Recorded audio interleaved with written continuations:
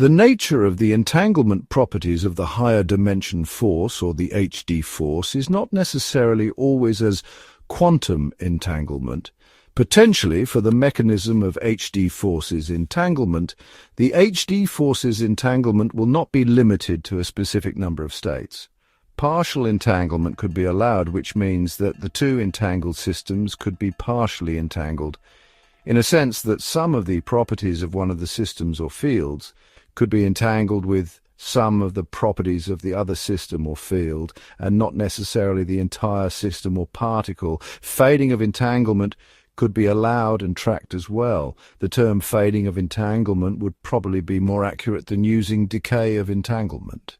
The HD force could choose to pass the information to an imaginary particle or field, which is not limited by our space-time parameters. Then this particle or field would be entangled with the particle or field defined by our space-time parameters.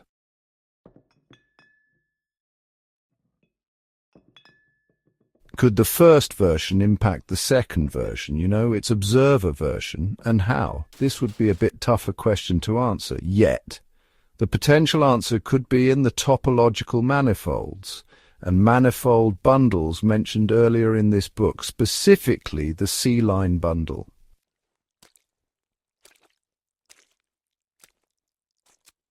If we consider a map sigma that starts in the base manifold M and maps into the total space, so sigma goes from M to E, it's not in the projection direction, it's actually the other direction. Such a map is called a section of the bundle. If you can apply the map sigma to go from M up to the total space, and then you apply the projection pi afterward, and if this leads you back to the identity on the base space, IDM, then you have a section, so pi composed with sigma equals IDM.